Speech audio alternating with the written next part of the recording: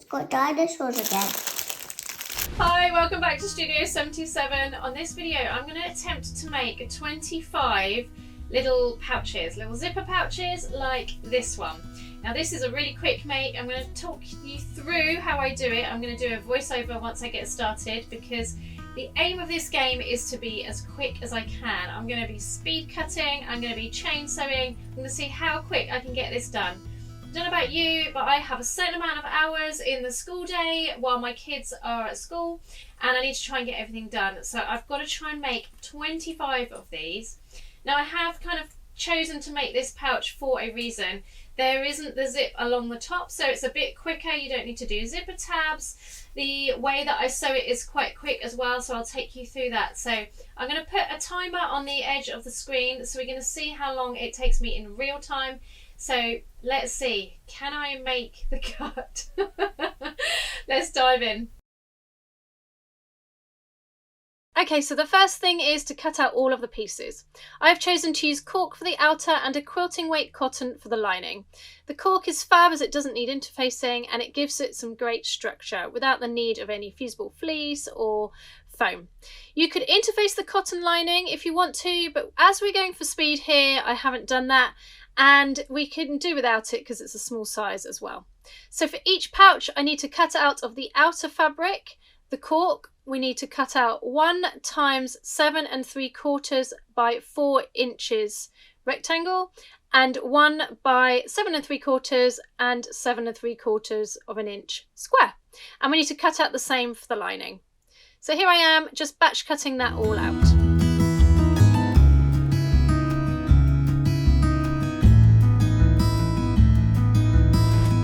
Something else that I do as I'm cutting, as you can see here, is sometimes I layer up the fabric. So there's 3 or 4 layers to go at a time using my rotary cutter, and then sometimes I use the ruler. Sometimes I just do it by eye using other pieces as templates.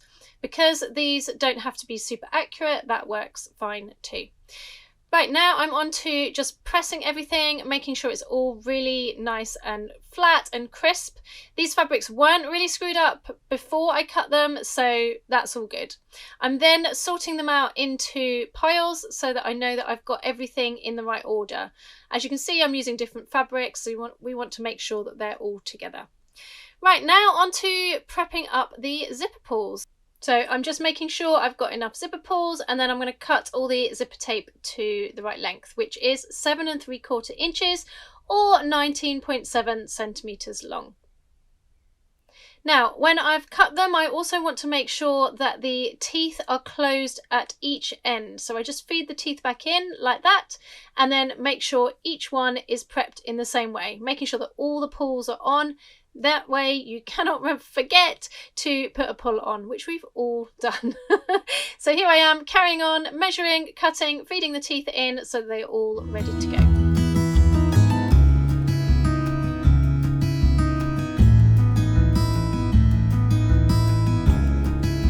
Okay, this is a really quick and easy way to burn the ends of a lot of zippers. Now I do recommend you have a bucket of water with you if you're doing this as well. It can be a bit dangerous, so I just kind of show the edge of the zipper tape to the flame. It's super easy to burn a lot of the tape this way, so be very careful. You can also fuse the ends of your zipper tape with fray check as well if you prefer. Okay, so now we're on to the sewing. You can see that the prep took me just over an hour to cut everything out for the 25 bags, and I'm using a fairly neutral thread, this brown thread, and I'm getting everything nicely in order so it's all ready. The first thing we want to do is to attach the zippers. So we want to grab the outer shorter piece, the rectangle, and we're going to place the zipper along the top, right sides down. And then we're going to sandwich that, so we're going to put the lining on top so that it is right sides together as well. Now normally I would use double-sided tape for this. This makes it really accurate, but because we are speed sewing, I am not, because I just want to get this as quickly as I can under the machine. So as you can see, I'm using a zipper foot to get as close as I can. I'm carefully kind of configuring the fabrics as I go, making sure the pull's out of the way as I go as well. You'll notice that I haven't sealed the ends of the zippers shut. You could do that if you wanted to, and certainly if I was making 1 or 2, then I would do that, and like I say, I would use double-sided tape. And here we are, it is now time for the school pickup. I didn't manage it one day. Never mind, back to it tomorrow. So here I am the next day, and I'm carrying on. We've carried on the timer as if I hadn't stopped, and I am piecing the same pieces together, so I'm sandwiching in that zipper tape.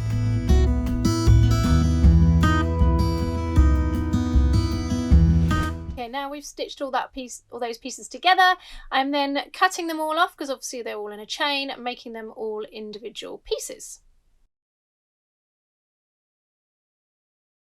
Okay, the next bit is we need to grab the outer rectangle.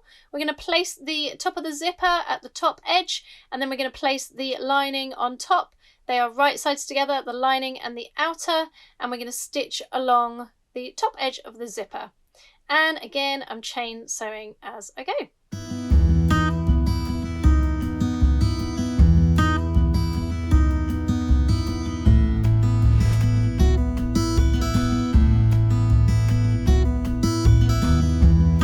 So those are all attached, and we're then going to lay it out so we've got the lining and the outer wrong sides together.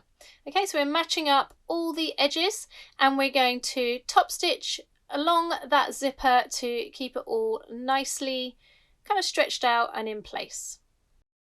And as you can see, I'm making sure I've got my walking foot on for this because we're doing the top stitching and because it is a cork fabric.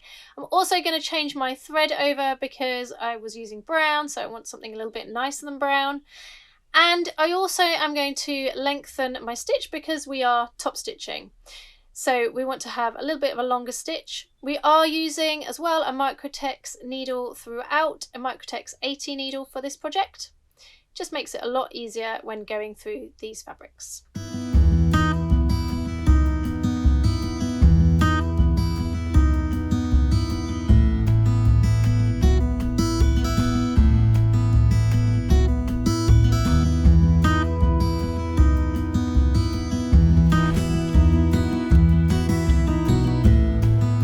Done. Look how much of the top stitching thread I had left. Not very much at all, so I was very lucky. Back to the brown for the rest of the construction of these bags. Of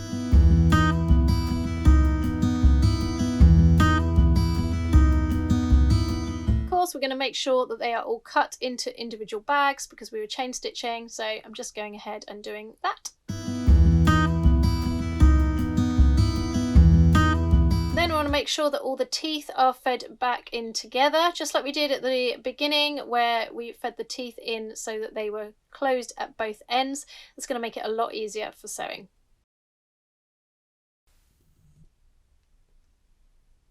Okay, then we're going to have the bag so that the right sides of the outer and the right sides of the lining are together, and fold it as you can see. And then I'm clipping around the edge just to keep it in place for this first one, make sure that I'm sewing it correctly and getting it how I want to lay. Okay, then I'm obviously going to prep up the rest so that they are all ready to sew.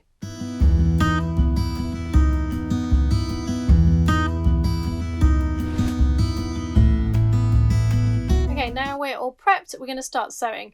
Now I'm just sewing through the lining, and I'm sewing along each short edge and then a little bit along the bottom, as you can see, so we're leaving a turning gap in the lining. Then I want to be sewing the outer layers. So I'm going to flip it over and I'm going to make sure I'm not catching the lining, and we're going to sew in the same way along the two short edges and the long bottom edge, but we're starting a few inches from the top, as you can see. Then once that is sewn, we're then going to finish the two shorter edges by sewing through all 4 layers. Then we're going to rinse and repeat through all of the rest of the 25 bags.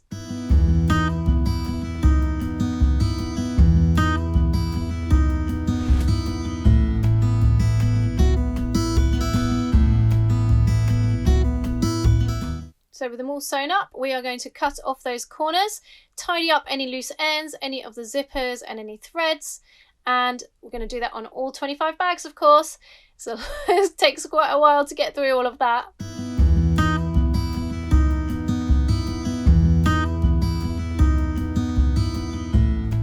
I think here I had overstepped the mark and I'd not sewn a bit that I needed to do, so I'm just correcting that on this one bag. These things happen when you're doing 25 in a go. Sometimes you miss the odd bit, so I'm just finishing that up and making that all nice and neat and tidy.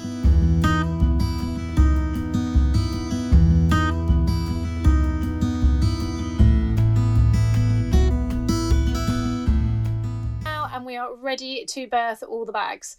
So I'm just reaching through that lining, turning it all the right way out, using my pointy tool to get into those corners and making them all neat and tidy.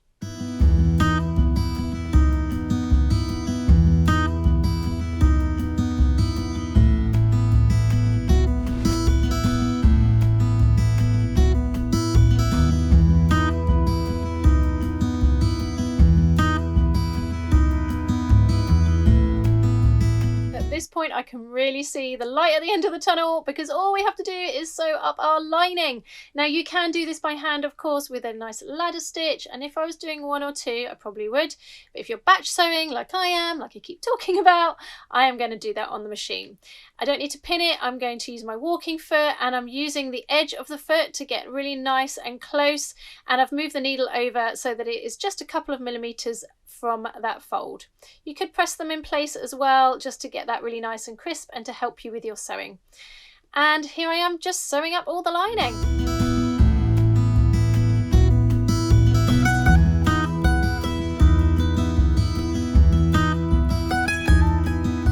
Woohoo, we did it! It took pretty much 6 hours to make all of these bags. And don't they look amazing? I'm using them as party favours. I've filled them with sweets, and I cannot wait to give them to the kids. I really hope you've loved this tutorial and watching me in this kind of vlog style. It's a little bit different to my normal videos, but I hope you've loved it, and I hope you give this bag a go as well. It's so quick, as you can see, great for markets, great for speed sewing, great for party favours. And if you love this video, you're going to love the video that's coming up on the screen right now. This is a fidget toy, sews up super quick, and the kids absolutely love these. These would be great for party favours too.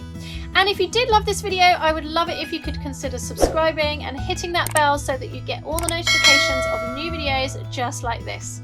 I'll see you on the next video, but until then, happy sewing.